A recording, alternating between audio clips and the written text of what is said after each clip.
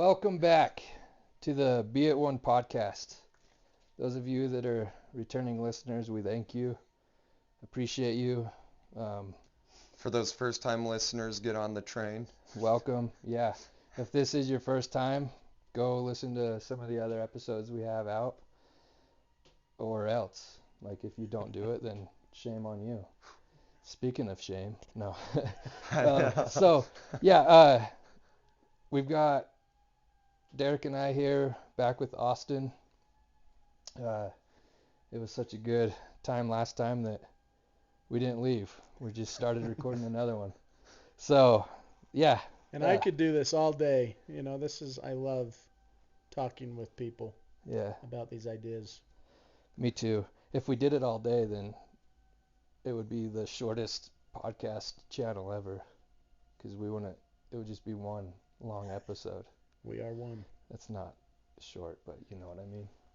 I, Whatever. I'm lost with Clyde, it, but Clyde needs to stop talking. So what are we talking about today? What's on the? I liked Austin's idea. I like, yeah. We're talking about spirituality in connection with religion. So, because all of us have a background of the Church of Jesus Christ of Latter-day Saints, as it's termed. So we are all kind of raised in the church and have experiences in the church that has kind of created a foundation for who we are today. Yep. And for those listening, that's the LDS Church, Mormonism, that religion, correct? Yep. Yeah. Not to be confused with polygamy, because There's so many people there's different confuse that. branches of a lot, yeah. But I think it's a common. because none of us was raised in a household with more than one mother at one time. No. I So, actually though I did speak to someone who's in it's the FLDS religion, polygamy, fundamentalist, and I had never viewed it how she explained it. And my whole life I was like, man, that is weird. Like men with a mhm. bunch of women, like I get jealous, so I couldn't have that. My wife with other guys, no. But she flipped it and she said, if I love my man so much and I know there's a woman who's struggling, would I not want him to share that love? I was like, wow, I've never viewed it that way. I still think it's weird. I won't lie. I just two different worlds, but I was like, that's actually really kind. And you look at some of them, and I mean, some of those men have 50 kids, Or 50 more. or Or more, more. Yeah. and they take care of those 50 or more kids. And it's like, wow, I, I'm I'm a man, but I am not a man that, would be capable of that, if that makes sense. I can barely take care of my dog. Yeah. Well, it really stems from how you grow up. Oh, Because yeah. I work over in Colorado City right now. I'm a counselor, and I've been working with a lot of people, hearing stories and learning a lot more of the origins and the depth of that religion over there, which stemmed from the Church of Jesus Christ of Latter-day Saints, which also had polygamy. Yep. So Yeah. you may have had I don't know when your family joined the church, but if you have pioneer ancestors that joined the church back in the early 1800s and even came across the plains, Who let him? chances are many of them were connected to or even practiced polygamy. We live in an area right here like Orderville, Oh, Glendale, yeah. Canap. There were people that practiced polygamy Martha Grice. right here. Yeah. Fredonia, Moccasin, Alton. You meet some of the Heatons or people like they're I'm like, oh, related that to we all of had them. one of the wives, settled, their kids settled in Fredonia, some settled in Moccasin, somewhere in Alton. So they're all from the Heaton clan, but stem from different wives, Yeah. right? So Yeah. we live right now. I mean, our whole culture is one of this religion. Like the towns that are here were founded by Mormon pioneers, and so Yep. it's made us who we are. And for your listeners, wherever they're listening around the world, religion has been a big player in probably most people's lives on Yeah. planet Earth, in some way or another. Mm. And it has a foundation, it has elements that have helped them become who they are, for better or worse. Yeah. And so we were just talking about kind of maybe identifying and looking at the influence of religion on our lives, and we all have the same religion that we we stemmed from. And so just kind of looking at that and how that's influenced us, but then also looking at a bigger picture right now, because I know a lot of people who are struggling with faith, who are struggling with religion and are questioning, but feeling shame for questioning or feeling guilt for questioning, and feel like, everything they've been taught isn't how they feel or what they understand or see now, and it's leaving them feeling lost. And They're so, almost doing just the routine, but they aren't getting that spiritual aspect in yeah. a sense. So I think it would bring, value just to speak to that today. Yeah, I love that. Yeah. I love that. Yeah. So, who wants to go first? I mean, You're talking right now, so let's hear it. You were raised LDS then as well, yeah? yeah, I mean, as Austin was saying, a lot of the founders or settlers here, my last name is Young, which Brigham Young. we go back to Brigham Young. My dad's middle name was Heaton because of all the Heaton ancestors we have. Big tie, just a lot of ties to the history. And so, yeah, definitely raised LDS. My dad was raised in the LDS Church. My mom wasn't. My dad kind of went his way, after high school and whatnot, the party scene.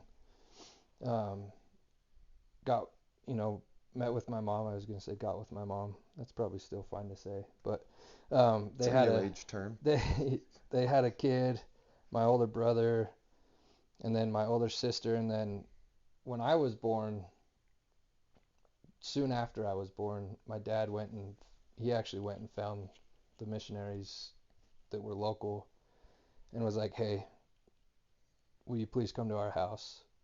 We need to get back into the church." And he went home and told my mom, and kind of didn't give her a choice. Whatever. It was a blessing, though. It was a very good decision, because it did teach me at least a lot of, the church taught me a lot of great values. The biggest one, we kind of talked about this last episode, but the biggest one I learned in it was, always treat women, girls, and children with respect. And yeah, I still try to live my life that way today. Obviously have my struggles in that, but that's been massively a massive part of my life of, treating women, girls, and children with respect, because yeah, you just need to. I don't know where I was going with that, but anyway, yeah, my dad was very strong in the church. Like I was telling you guys, he taught me a lot. I looked up to him a lot. There's these moments that I can reflect on of, it just seemed like he was, quote unquote, like connected with God and could make these intuitive decisions that just seemed too, lack of better terms, crazy to not believe in God. It was like, God spoke directly to him. And so, yeah, I for sure had a strong faith in the church. Well, and that's one of the things that we're taught, like that the father's the patriarch of the home, right? The father has the priesthood. Yeah. And so that in the church is something that's a very strong point in the religion, is that the father's the patriarch, the father has the priesthood, and is the provider for the family, and so that's that's there. Was your dad active throughout his life? So, and let me just share this to the listeners. So active means you go to church regularly, you pay your tithing, you're involved in the activities, you probably have callings, so you're active. And then the other term is inactive, which just means you don't come to church, you don't participate, and so you're inactive. So. Yep. So for 18 years of my life, he was, and I actually think he was Derek's family's home teacher at one point, if I remember correctly. It's you a were blur probably for way me. too I was young. probably, yeah. But yes, very active. I mean, the guy, would read his scriptures every day, pray every day. Actually, when he ended up taking his life, he was in the position that he would say his nighttime prayers. So I believe he said a prayer right before he took his own life. Even in that moment of his life, he was praying, which is pretty interesting. Yeah. But yeah, active for 18 years, and then things happen for whatever reason. He just got back into smoking cigarettes and drinking. Not long after that, parents got divorced, and really not long after that, he took his life. So. Okay. And were your grandparents LDS? Yep. Active LDS too? Yep. Very, very active. So you have a very strong heritage. Yeah. There. Yeah, and he's one of 9 children, and for the most part, all of them were active, except for the boys. Not quite 50, but 9's still a pretty big number. Yeah. Well, my dad's one of 9.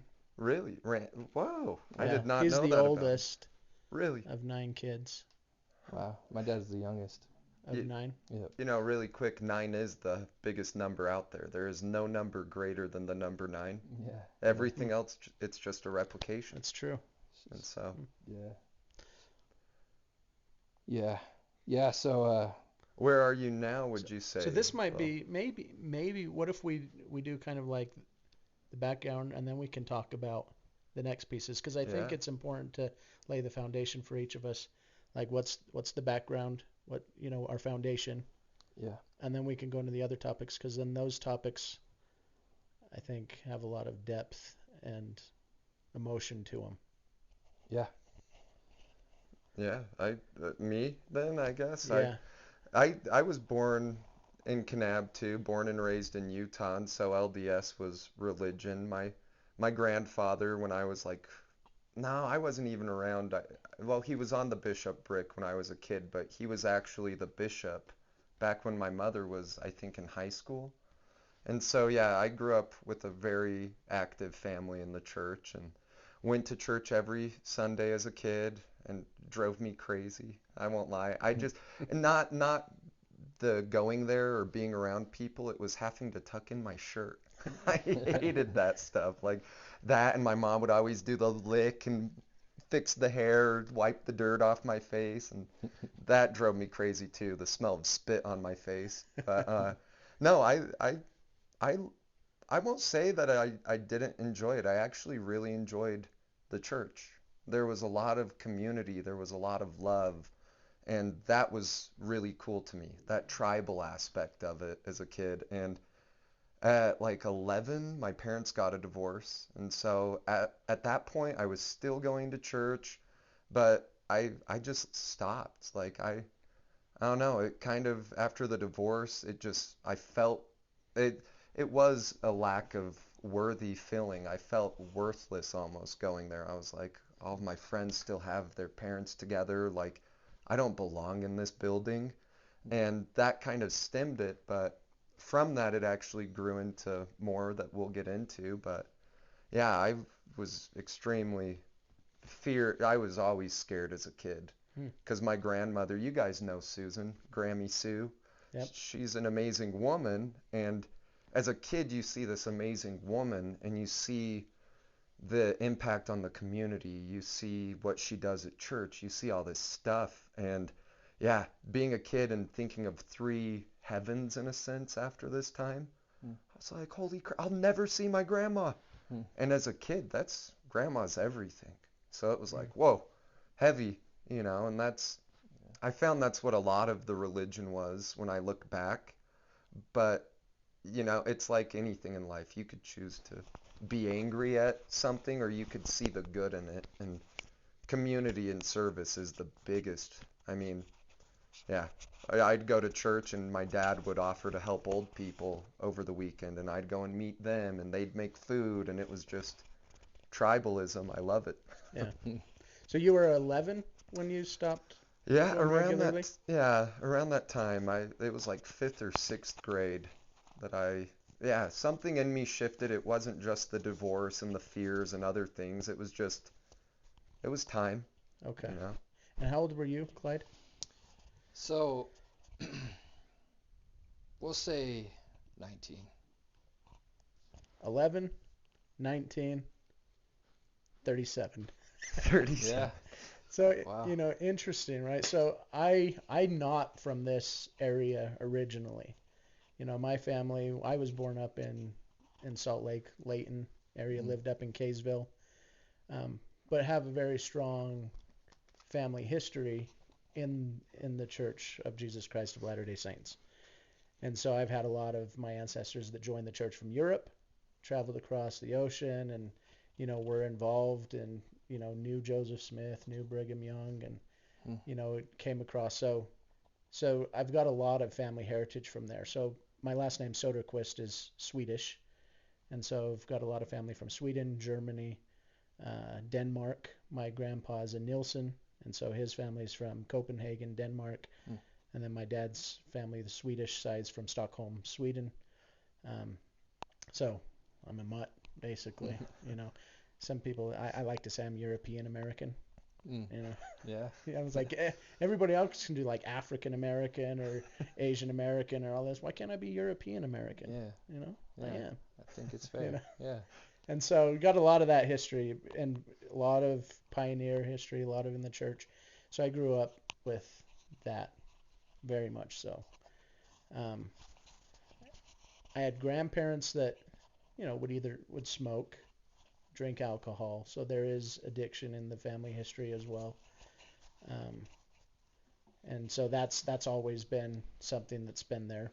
Have you Abuse, yourself drank? That's a I personal have question, not. but that's I've cool never though. tasted alcohol. I've never tasted wine. I've never smoked a cigarette, I respect that though. marijuana, anything, and that's kind of what we're taught, and so I've never experienced any of that.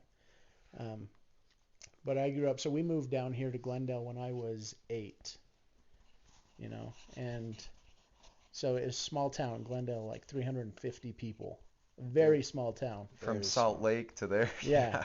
I remember in my elementary school up in Salt Lake, I would look down the hall and see the door at the other end of the hall, and it would look tiny. And so that was one of the first things I remember moving here and going into the elementary school in Orderville and looking from one end of the hall down to the other. I'm like, the door looks normal size. So that tells you how big the school is, Yeah. how big the door is at the other end. But so the small town, I mean, there's one church building. It's a LDS Church. There's one ward, and pretty much everybody is members of the church. Yeah, there might be one or two that aren't, but pretty much everyone's LDS. And so it created that community that I grew up in. I was the paper boy, so I delivered newspaper to all the homes. I would mow lawns starting at like 8, 9, 10. And so I was very embedded in the community, Boy Scouts, young men's activities, I experienced all of that all the way up through high school, served a mission, went to Germany and spent 2 years in Germany. And that's probably when I hit my biggest depression moment was while I was there. Mm. And we can talk more about that probably as we move forward. But served a 2-year mission, came back. The whole mission I had from a young age was go on a mission, get married in the temple, have a family. Yeah. And so I did that. I served my mission. I came back, got married in the Salt Lake Temple, and now have 3 boys now who, when they're born, I gave them their father's blessing. So I gave them their blessing when they were born. My oldest son, when he was 8, I baptized him and then blessed my second child the same weekend because they're 8 years apart. Hmm. And so I've experienced all of that. I've had church callings. I've been elders quorum president. I've been social or Sunday school president. I've had callings all throughout my life. Hmm. Patriarchal blessing. And so the church has been a very, very, very, almost keystone point in my life. Yeah. I will say you brought it up in a sense just in what you were saying and the different callings you had. One of the coolest things to me about the LDS religion and church is it creates entrepreneurs almost, where you have to be good at time managing, you have to be good at communication, you have to, in a sense, manage yourself in order to be a service to others. And it's, Well, it's all volunteer, yeah, you're nothing's not getting paid. paid at all. And Yeah. so that to me it's service relieves suffering, but it also teaches you business aspects in a sense of how do I get from point A to point B smoothly and on time. Yeah. So after all that, where are you at now with it? So I guess that's a good point because that gives us all of our foundation, like our history, right? Yeah. And now I had an experience, I think it's December of 2018 is when it was. And I was driving back from a mentoring appointment. So I had a mentor that I would drive up to Salt Lake for my mentoring appointments. Wow. And I would do this regular. I'd drive up, have my 3-hour mentoring appointment, and then I'd drive home. So I'd do that a lot. And so I'm driving home. I was living in Fredonia at the time. So I drive all the way down Highway 89 and then go through, Tokerville. And then there's that straight stretch where there's no service, as you go through Pipe Springs and that area. So I'm driving there. It's the middle of the night. It's probably around midnight. It's dark. And I'm listening to a talk by President Eyring. He's in the first presidency of the Church of Jesus Christ of Latter-day Saints. Him and another apostle, and they're talking to the youth. And I'm listening to this fireside because that's what I do. I'd listen to talks, general conference talks. I would read scriptures every day, and so I was very much embedded in this world. Yeah. And so I'm listening to this talk, and in the talk, he shares. So there's a kid that asks a question, and he said, "Hey, I like to pray to God like He's my friend, and I just like to talk to God and have a casual conversation with Him." And President Eyring said, "No, you need to remember who God is. God is God, and you have to have respect for God." And he talked about how. So then they started sharing these experiences of how, like, their grandfather would, make sure he dresses up in his Sunday best and goes into the closet to talk to God because he understands who God is, and so he makes sure he's dressed in an appropriate manner to talk to God, and that he uses the appropriate vocabulary in respecting and talking to God. And as he shared that, it hit me really strongly because my conversations with God had been very casual. I've seen God as one of my best friends throughout my life, and I had developed a relationship with Him while I was in middle school. I read the Book of Mormon for the first time before I was 12 years old. I had a goal to have it read, so by the time I turned 12, I had read the Book of Mormon from page 1 all the way through to page 532. And it's not your average 500-page book. It's dense. It's not. Yeah, I was reading in 4th grade, and I would get reading credit for, they'd give me like 2 pages per 1 page because of how it was, so. Yeah, wow. So my relationship with God was, I talk to God, He answers. I can joke with God, I can talk to God casually, I can keep a prayer in my heart throughout the day.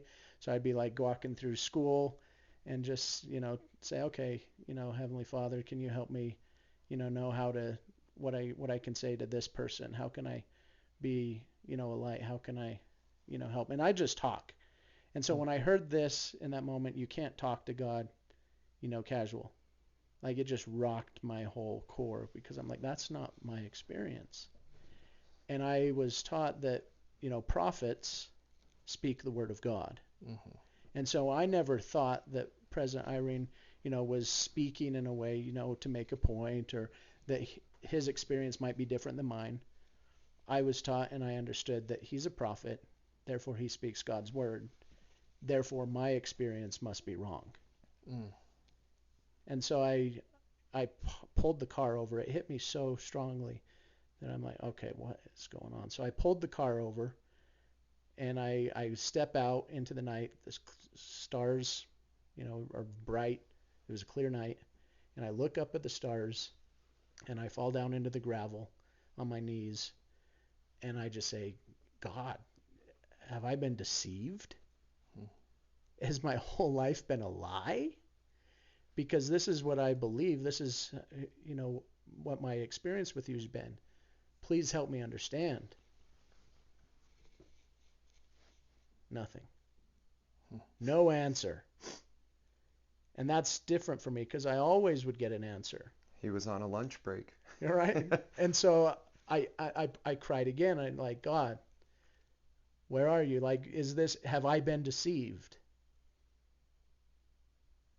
Nothing. And so I probably stayed out there for 30 minutes to an hour, just kneeling in the gravel until I could feel the stones eating into my skin and my knees. And I'm like, okay. And I didn't get anything. And this was a Saturday night.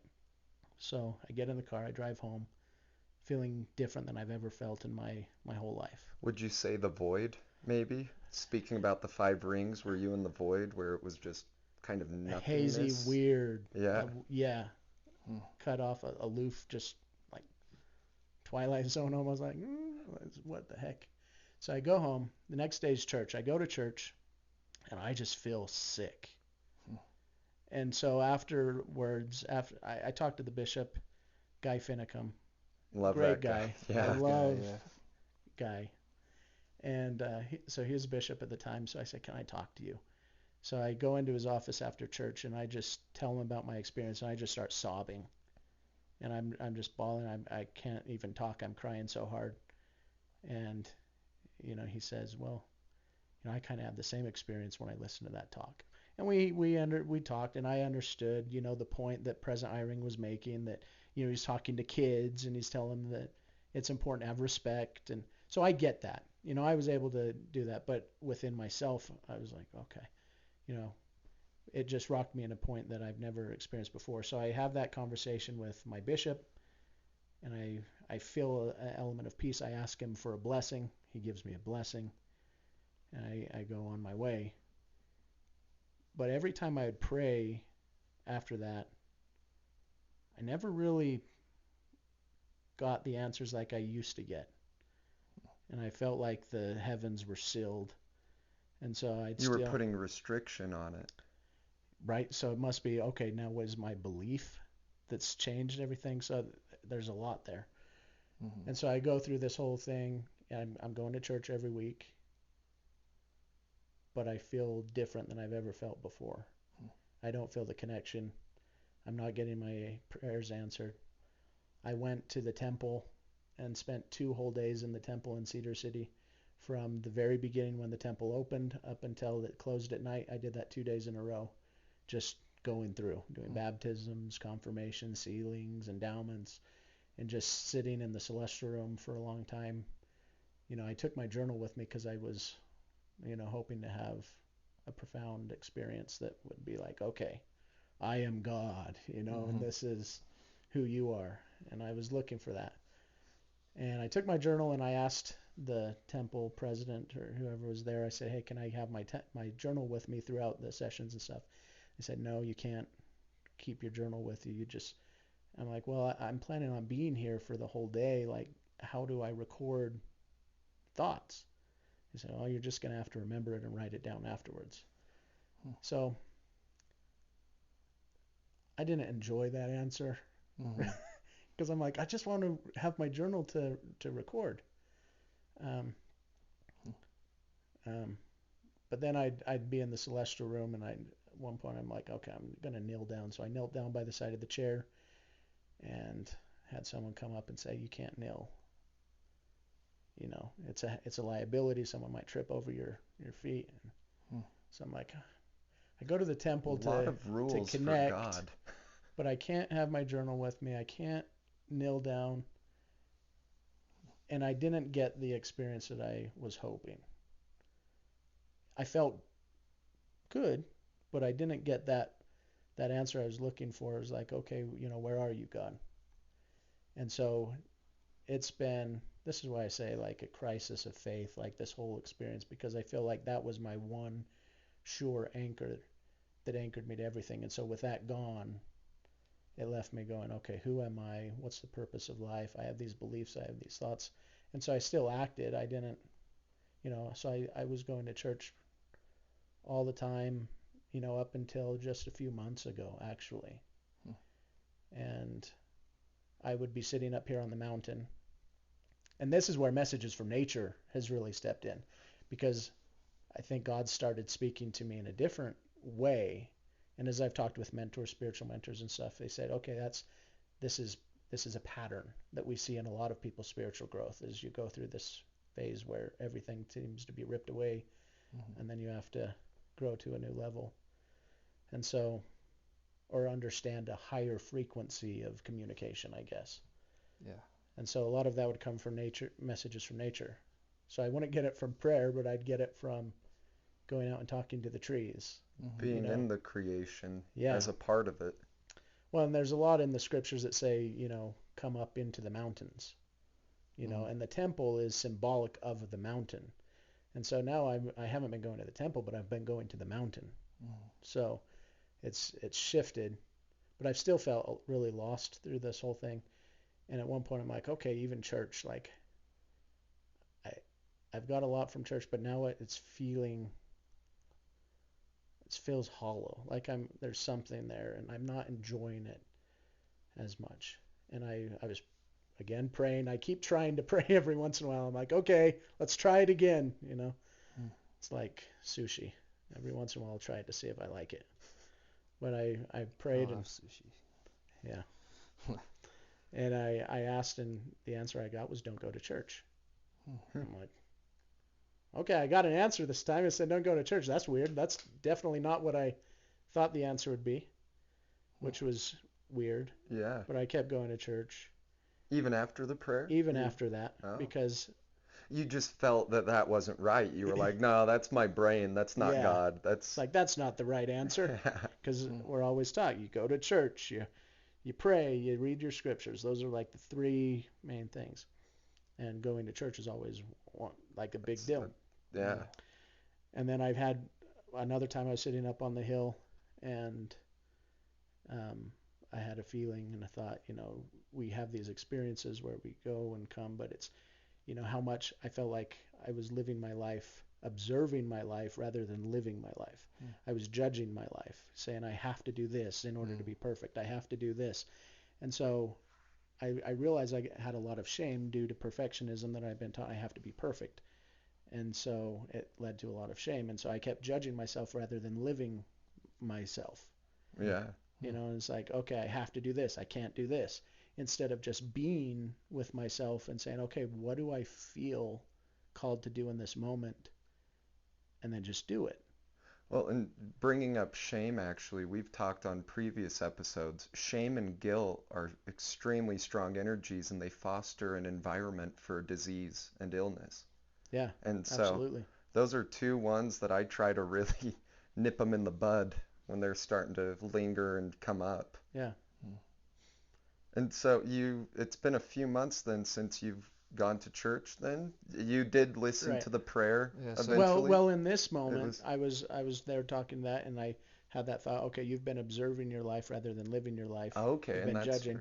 And so it was, again, what do you feel called to do in this moment? And this was a Sunday morning, and it was stay home.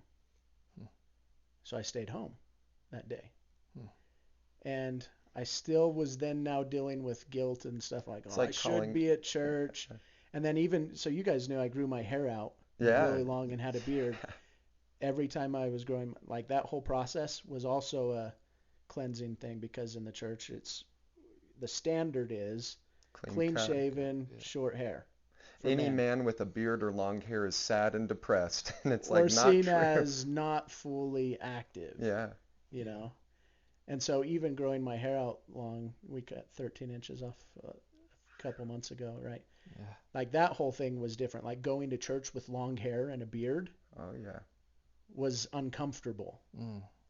But I did it, And so there's this whole thing. And now I haven't been going to church. We went on Christmas Eve, but before that we hadn't really gone. And it's not that, again, it's not that going to church is bad, right? It's just being honest with who I am and where I'm at in my journey, and allowing myself to value where I'm at and be okay with that, because I've been so good at shaming myself, judging myself, guilting myself, getting to a point now where it's okay. So that's kind of where I'm at right now. And there's a lot. I'm sure as we talk, each of us will go deeper and deeper into this, because it's heavy, it's emotional, it's scary. Absolutely. Well, I like that you brought it up, that it's not bad. Like, going to church is not bad, but you do have to honor yourself in a sense. And if there is something calling to you to stay home, that to me is the creator. To me, I grew up viewing it as God and Jesus Christ, and the older I get, the more I'm like, there's got to be a woman in there somewhere. Like, there does in my mind. Like, that's a belief that I've come to, is like, the creator is easy for my brain, because it could be that synergy of a man and a woman. And that's what brings life. That's what brings love. And to me, you have to have those two. And that's not hating on any movements. Whoever's listening, that's not saying, oh, if there's someone who's gay listening, there is no judgment or harshness to that. But there still is that masculine, feminine energy, even in a gay relationship, where you don't have two masculine men come together and love each other. You have one who's more the nurturer and one who's more the masculine. And so I think after this, it might be that. Like, just, and maybe we are, yeah. I'm going deep. We didn't even. Yeah. But so I've been like 37 years in this. You were 19. Mm-hmm. So how has it been for each of you not being active in a religion? I questioned it myself.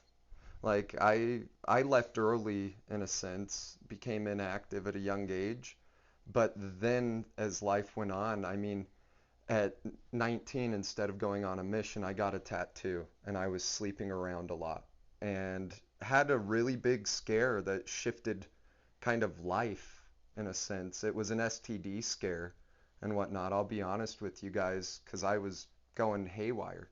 Dating apps, dates all night, every night, just running it. And after that scare, like when I went and, it was me manifesting things, though, to be honest. I won't go into detail on it, but it was purely me manifesting it mentally through shame and guilt. Those two things were fostering that perfect environment for me to create illness and disease. I beat myself up a lot during that time, because I was like, you should have gone on a mission. If you went on a mission, you wouldn't have slept around with so many women. You wouldn't have, because I do believe when you do share intimate moments, you give a bit of your soul, in a sense. You share that bond. And so I was just running around, running, gunning, and losing bits of my spirit along that journey, in a sense. And so Can I ask something on that? Because you mentioned at 11, when you stopped going to church, you felt like it was partly because you didn't belong, or you were less than because your family wasn't the ideal family situation. Do you think that thought of not belonging or not being good enough or whatever had an impact on how you lived? It's weird, because from 11 up until 18, not really. Like, I just viewed myself as the black sheep, in a sense, family-wise, friend-wise, just life. And so it didn't really affect me until 18.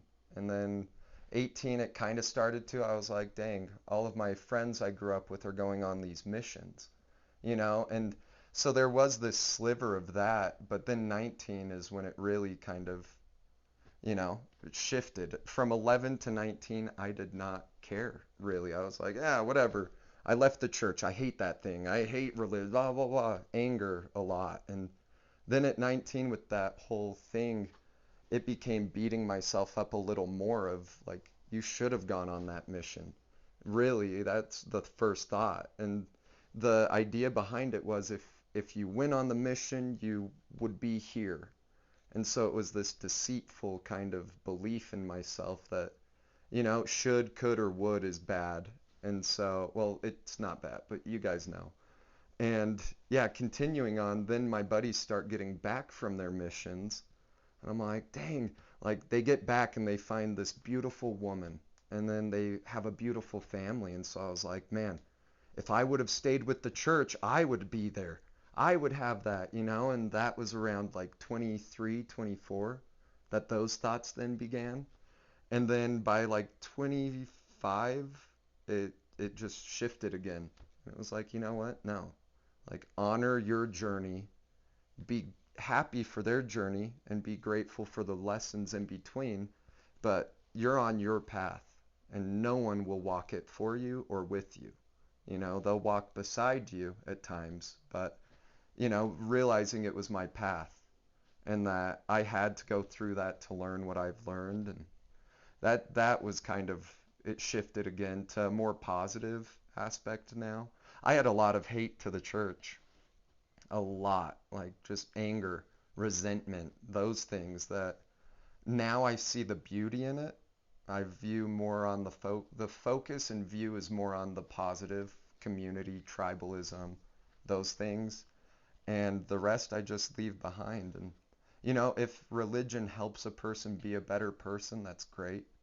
But if people who are listening, if you're out there doing the religion and becoming that better person, but keeping that guilt and shame about yourself or your actions, our whole goal is to become gods of our worlds, in my mind.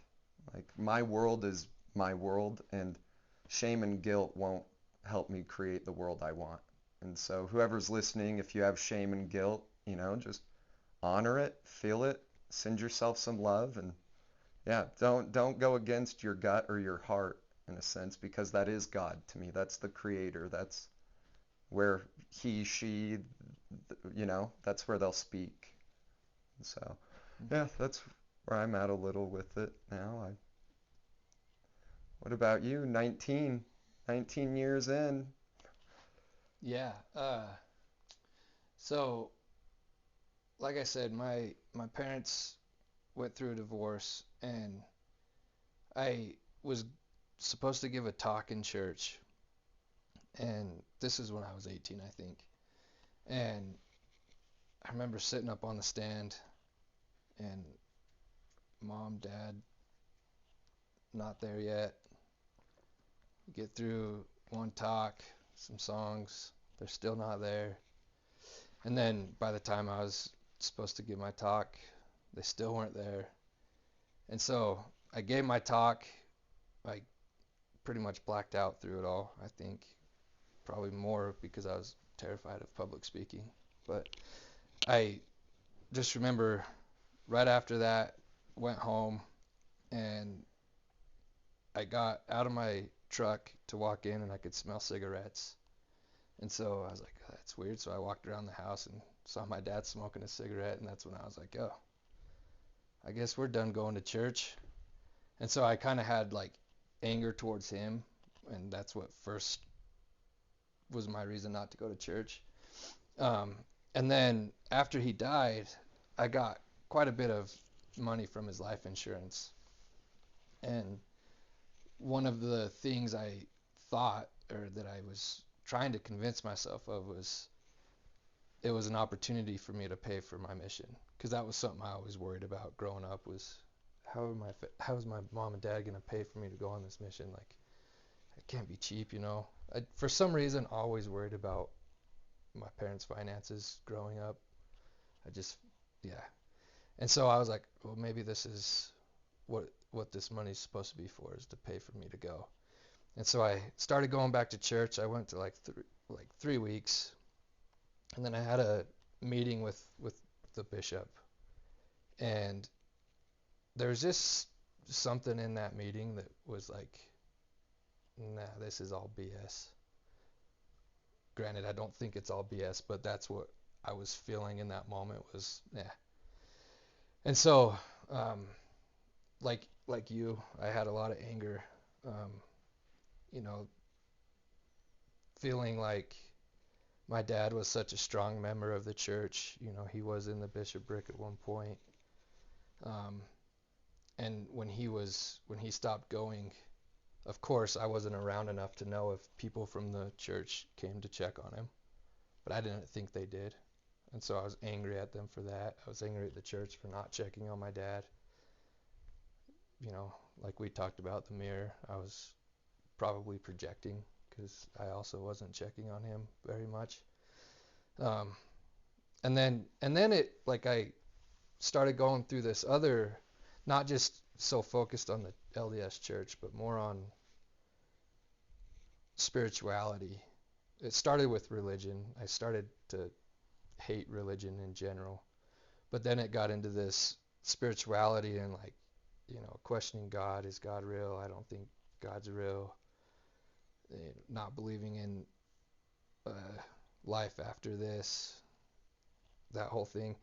That actually helped me to, like, heal from my dad's passing, because I was, and I remember when it happened. I can't remember who it was, but somebody said, "Well, you'll get to see him. You'll get to see him again." And to me, that was just like, well, am I holding on to that? Is that what's keeping me from letting go of him and allowing him to pass on? Is this idea that I get to see him again, I get to talk to him again? And so that's when I really started to contemplate, like, or get the idea that I don't need that. I don't need to see him again. He has taught me everything he needed to teach me. I don't need to see him again. I don't need to be with him again. And so that's where, like, I kind of go one end of the spectrum all the time. Like, I'm extreme in thought. Like, it's black and white to me, and I have a hard time seeing the gray areas in life. And so, yeah, I just went completely. I was like, yeah, there's no God. There's no life after this. It's just a limiting belief. We hold on to grief because of this idea that we get to see our loved ones again, and just, which I don't believe that anymore. I believe whatever helps you heal, hold on to that. For me, I went this route. And so, yeah, now as far as, spirituality goes, I really think that it is energy. I think, like today, the fact that we took time to ground ourselves, especially in nature, and then to see the bald eagle that we saw, which to me is a sign of my dad, and then just being in nature and feeling the energy and allowing the energy to feel you, I guess, is like, I've never felt more connected than in those moments. And I've had moments where I've prayed for, like, something stupid, like I lost a tennis ball in a, like, we had our backyard had those long bushy trees, and I lost a tennis ball into one of them. Was looking for an hour, couldn't find it, knelt down, said a prayer, There it was. walked straight to it. Yep. And so I've had, like, these silly moments where I'm like, oh man, God is real, like, thank you. But I've never felt as connected as, even when I just, if it's not even out in nature, it's just doing a breathing exercise, or the grateful flow is something that I love to do, just rapidly just think of all the things you're grateful for. Like, I've never felt more connected than in those moments. So, Yeah. Anyway, yeah. Church is nature to me. Like, I don't know, when I was younger, I always was out in the hills, but as I've gotten older, I go to the hills when I want answers. Like, and so today, to start the day going up and doing that, I agree. Like, that was church to me. That was, Yeah. the spiritual side of it. Yeah. Lining everything up, getting the mind, the spirit, everything good. And Yeah. Well, there's a scripture that says, "Be still and know that I am God." And I had a pretty powerful experience with that a couple of years ago, where I was practicing this, get the message from nature. I had a goal to get a message from nature every day for 30 days. And so wherever I was at, I'd do it. And so this message came up there as, "Be still." And so I was like, okay, I'm sitting but my mind was racing. Mm-hmm. So I wasn't still. Still is like complete, stillness, peace. And we can get there by, like we did this morning, taking the few deep breaths. That helps us to be still. And then once we are still, that's when we find God. And it doesn't matter where you are, what you're doing. God is with us all the time. Whatever we call God, universe, nature, whatever it is, right? God is with us all the time, period. Mm-hmm. Because he's within, right? We are, like we were talking about, like Christ had a scripture, he said, ye are gods, right? So we are all one. Keeps coming up your podcast, be it one, right? Yeah. We are one, like, period. Like, we're not separate, we're not disconnected. And so as we are still, that's when we feel connected. That's when we can recognize the connection that exists all the time. And so it's there. So be still and know that I am God. So be still, be present. And then we were talking earlier about, like, heaven, like, where's heaven? Yeah. Where's hell? Yeah. What if heaven and hell is here right now? It's something that we get to choose in any given moment. And so if you can't experience heaven now, can you experience heaven? If now is all there is? You've talked about this, Clyde, with if I'm not happy with where I'm at now, when I get what I think will bring me happiness, won't bring me happiness. No, it won't.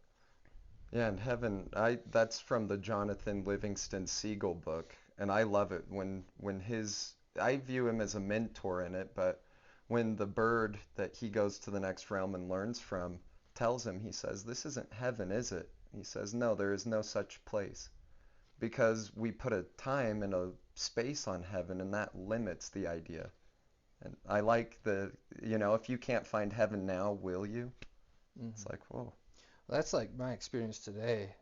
If I believed that my dad went to heaven or to hell, either one, I was there today, because I was with him today, getting that message. So, yes, I think that's a great question to ask. Is, yeah, if you can't be there now, feel it now, can you? Yeah. Well, I think hell is an important thing for us to experience too.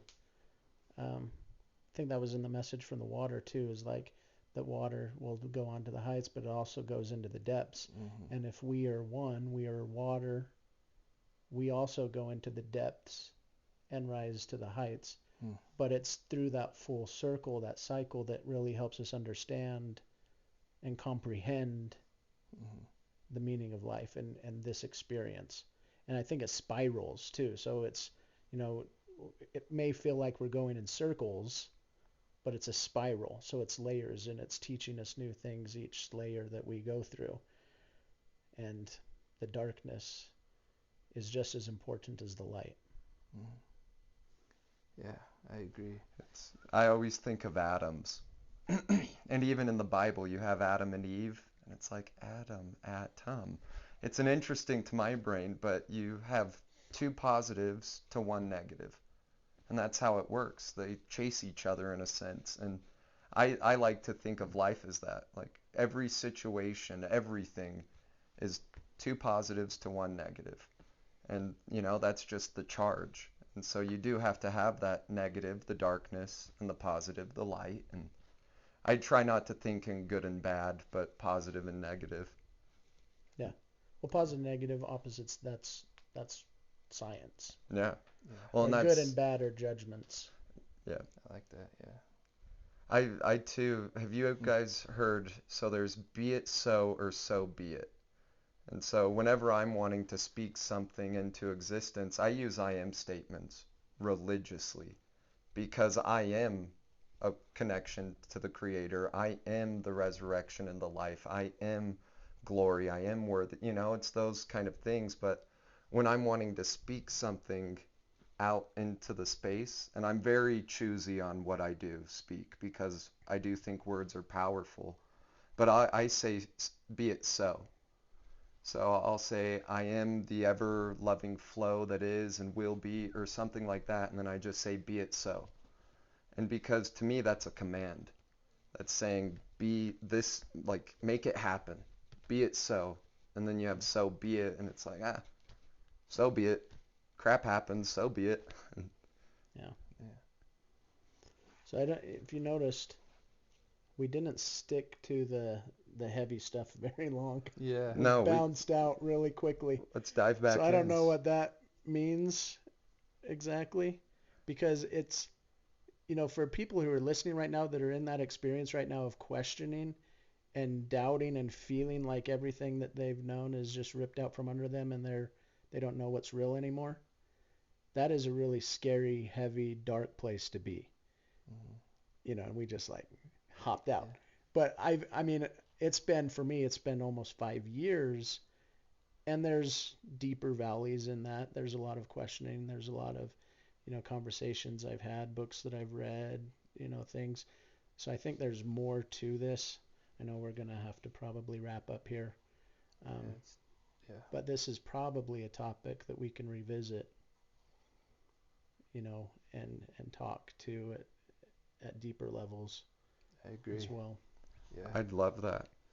Honest. And I personally, I fell out pretty early on in life from religion. So to me, it wasn't really pulled out from under me, but I do think there are a lot of people out there, like you're saying, that, just knowing that there are other people who are going through similar situations, that helps.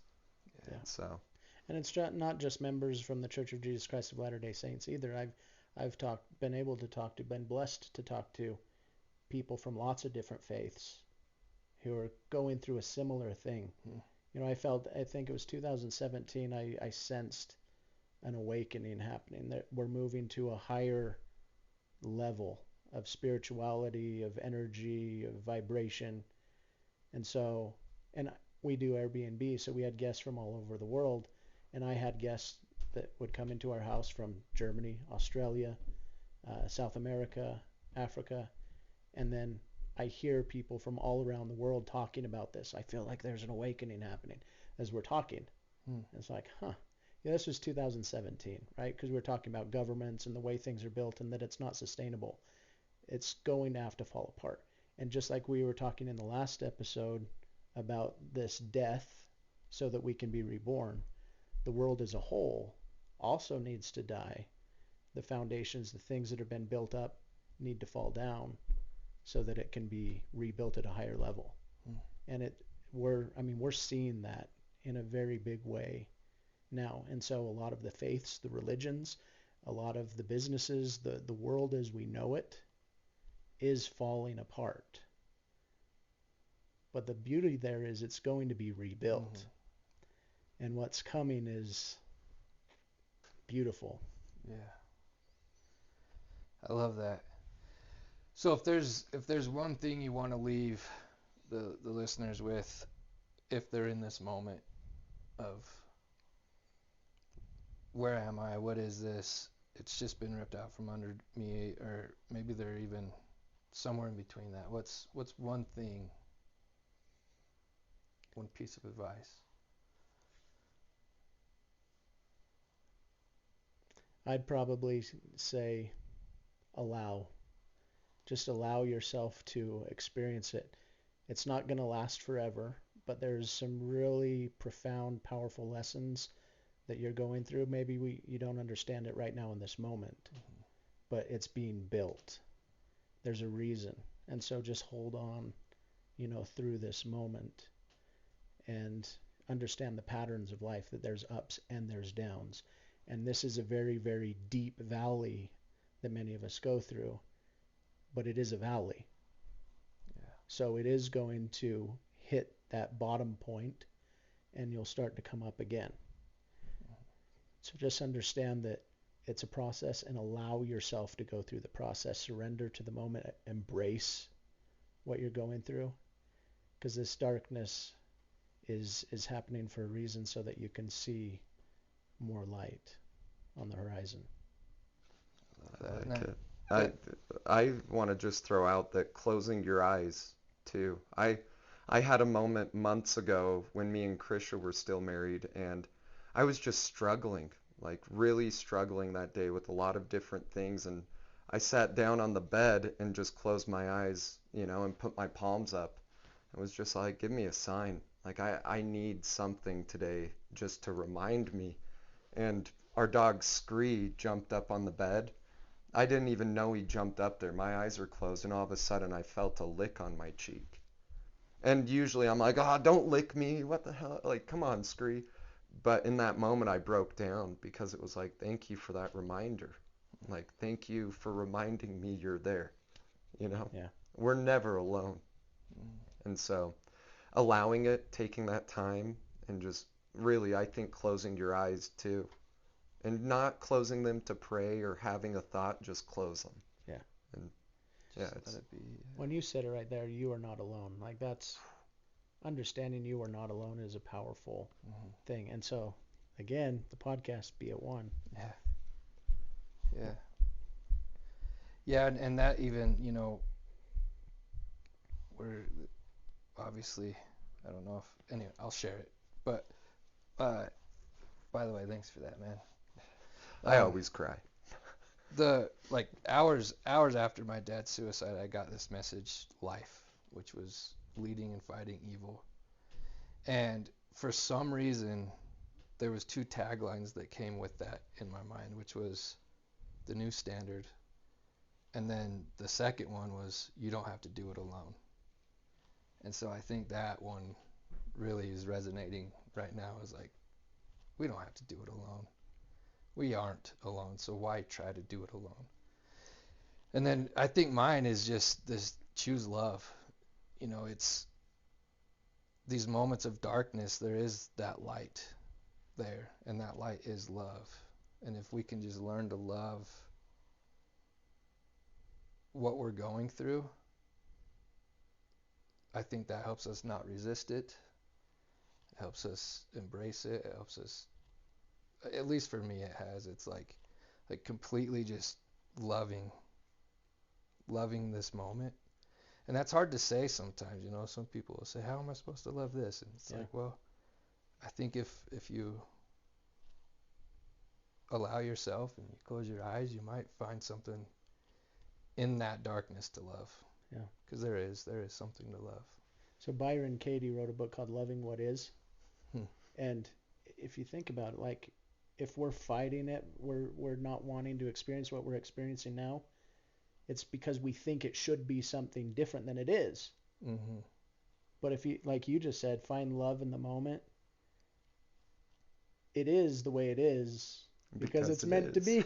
Mm-hmm. You've done nothing wrong. In order for you to be who you were born to become, life couldn't have happened any other way.